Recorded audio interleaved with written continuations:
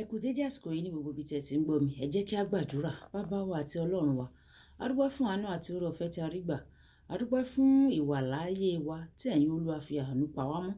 Ẹ mú wa wà láàyè wà láàyè tí ó dára. A fi ògo fún orúkọ yín fún ẹ̀mí ìyè yín nínú ayé wa. Ẹ gbà ọpẹ́ wa. Èní àbámẹ́ta, ọjọ́ àbámẹ́ta, a gbàdúrà pé gbogbo àbá rere tí ẹ̀yin Olúwa ní fún ayé wa ní ẹ̀yin Olúwa yóò gba ọ̀nà àrà mú wá sí ìmúṣẹ, àti gbogbo àbá rere tí àwa pàápàá ní fún ara wa, ẹ̀yin Olúwa yóò ràn wá lọ́wọ́ láti jẹ́ kí àbá náà kí ó wá sí ìmúṣẹ, àti pé ọ̀rọ̀ tí a gbọ́ lénìí yóò ṣe ọkàn àti ara wa ní rere nítorí tí a gbàdúrà lórúkọ Jésù Olúwa wa. Àmín.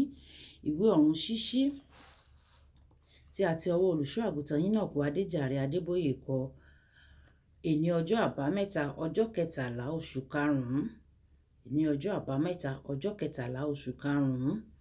Àkòrí tí a ó gbéyẹ̀wò sọ wípé ìdáǹdè kúrò nínú ìdè nípa ti ara. Ìdáǹdè kúrò nínú ìdè nípa ti ara.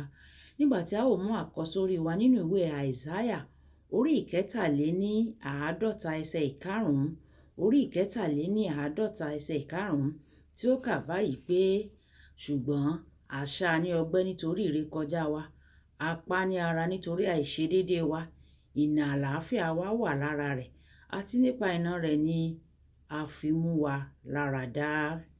Nígbà tí a ó mú bíbélì kíkà wa nínú ìwé Lúùkù orí ìkẹtàlá ẹsẹ̀ ìkọkànlá títí dé ẹsẹ̀ ìkẹtàdínlógún, ìwé Lúùkù orí ìkẹtàlá ẹsẹ̀ ìkọkànlá títí dé ní ẹsẹ̀ ìkẹtàdínlógún, tí ó kà báyìí pé sì kíyèsí, obìnrin kan wà níbẹ̀ tó ní ẹ̀mí àìlera láti ọdún méjìdínlógún wá, ẹni tí ó tẹ̀ tán, tí kò lè gbé ara rẹ̀ sókè bí ó ti wù kí ó ṣe. Nígbà tí Jésù ń rí i, ó pè é sí ọ̀dọ̀, ó wí fún un pé, obìnrin yìí, a tú ọ sílẹ̀ lọ́wọ́ àìlera rẹ. Ó sì fi ọwọ́ lé e lójú kan náà, a sì sọ ọ́ di títọ́, ó sì yin Ọlọ́run lógo.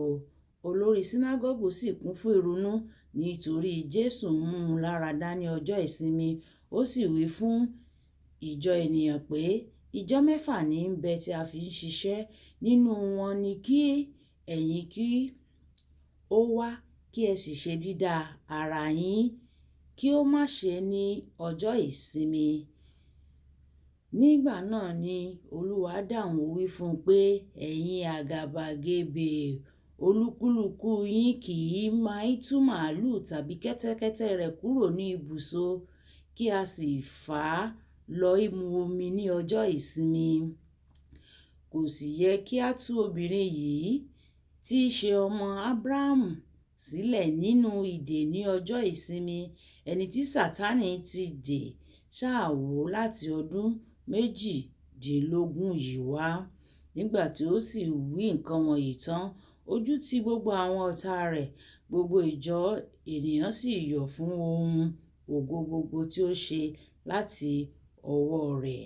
Kí Olúwa kí ó bùkún gbígbọ́ àti kíka ọ̀rọ̀ rẹ̀ ní orúkọ Jésù.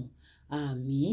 Wàyí, ẹ tẹ́tí bẹ̀lẹ̀ jẹ́ láti gbọ́ ohun tí olùṣọ́ àgùntàn Enoch Adeboye ní fún wa léní ọjọ́ àbámẹ́ta. Nínú ìwé Lúùkù orí ìkọkànlá ẹsẹ̀ ìkọkànlélógún títí dé ẹsẹ̀ ìkejìlélógún, bíbélì wípé nígbà tí ọkùnrin alágbára tí ó hu ìhámọ́ra bá ṣọ́ ààfin rẹ̀, ẹrù rẹ̀ wà ní àlàáfíà, ṣùgbọ́n nígbà tí ẹni tí ó ní agbára jù lọ bá dé, yóò borí rẹ̀. Jésù Kristi ni ẹni tí ó lágbára ju ẹni tí ó lágbára jù lọ. Bíbélì kíkà wa fún tòní sọ ìtàn obìnrin kan tó ti ń bá àìlera kan jà fún ọdún méjìdínlógún. Bí ó ti ń gbìyànjú, kò lè nà dúró sókè nítorí ìṣòro rẹ̀ kì í ṣe ojú lásán. A kàn pè é ní ẹ̀mí àìlera ni. Nígbà tí ó bá ẹ̀mí náà wí fún ìgbà àkọ́kọ́ ní ọdún méjìdínlógún, ó nà dúró sókè dáadáa. Àwọn ọ̀pọ̀lọpọ̀ àrùn tí àwọn dókítà tó dára jùlọ kò lè wò. Èyí rí bẹ́ẹ̀ nítorí ọ̀pọ̀ nínú àwọn àrùn yìí jẹ́ ti inú ẹ̀mí. Kódà àwọn ẹ̀rọ tó dára jù kò lè rí pé ẹ̀mí èṣù ń bẹ. Nígbà tí o kò bá lè mọ orísun ìṣòro, wíwá ọ̀nà àbáyọ sí i yóò nira o. Nígbà tí o bá gbọ́ pé àìsàn kan wà tí wọn kò lè rí i wò lójú kan náà, ìwọ mọ̀ pé kì í ṣe ojú lásán. Bí a bá ń yọ ọ́ lẹ́nu nípa ẹ̀mí àìlera kọ̀ọ̀kan, a ó tú ọ sílẹ̀ lónìí ní orúkọ Jésù. Irúfẹ́ ìdè ara mìíràn ni èyí tí ó wà láti ìbí. A bí àwọn kan pẹ̀lú àrùn tí kò ṣeé wòsàn pátápátá, ṣùgbọ́n wọn yóò máa bá yí nígbà tí a bá bí ènìyàn pẹ̀lú àìsàn ikọ́ sémìí-sémìí tàbí àrùn fòníkú-fọ̀la-dìde bí àpẹẹrẹ. Àwọn dókítà kan lè kọ oògùn láti máa kápá àìsàn náà díẹ̀díẹ̀. Ẹ̀wẹ̀, mo mọ̀ pé ẹni tí ó dá gbogbo ènìyàn lè dá ẹ̀yà ara tuntun fún àwọn tó nílò rẹ̀. Nínú ìwé Máàkù orí 11 ẹsẹ̀ 43 títí dé ẹsẹ̀ 42.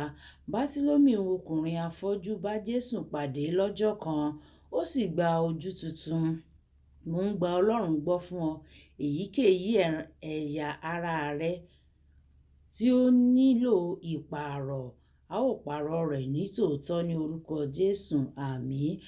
Arábìnrin ọlọ́rọ̀ kan wá tí ó máa ń bi ohunkóhun tí ó bá jẹ. Ó lọ sọ́dọ̀ àwọn dókítà káàkiri àgbáyé, ṣùgbọ́n wọn kò rí ohun tí ó ń ṣe. Ohun tí wọ́n gbìyànjú kò ṣiṣẹ́. Bí ó ṣe dé fún ìsìn kan ní inú ìjọ RCCG, ìjọ ìràpadà, ó gbọ́ tí mo wí pé jẹ́ kí ẹnìkan kó ké hallelujah. Ó la ẹnu rẹ̀ láti ké hallelujah. Èkòló sì fò jáde láti ọ̀fun àti ẹnu rẹ̀. Láti ìgbà náà lọ, a mú un láradá. Ọlọ́run lè wo ọ́ sàn nínú àìsàn yòówù tí àwọn dókítà kò lè ràn ọ́ lọ́wọ́ nípa rẹ̀. Bí o bá lè jẹ́ kí ìyìn rẹ̀ jẹ́ ti Ọlọ́run lónìí, bí o bá lè jẹ́ kí ìyìn rẹ kó jẹ́ ti Ọlọ́run, kó kan Ọlọ́run lónìí. Kókó àdúrà: Bàbá, jọ̀wọ́ fa ohun gbogbo tí o kò gbìn sínú mi tu ní orúkọ Jésù. Bàbá, jọ̀wọ́ ohun gbogbo tí o kò gbìn sínú mi, bá mi fà wọ́n tu lénìí ní orúkọ Jésù. Àmín.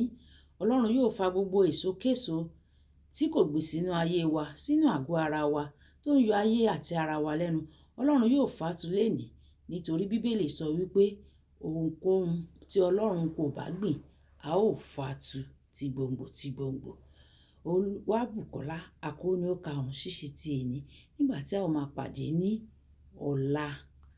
Ó dàbọ̀.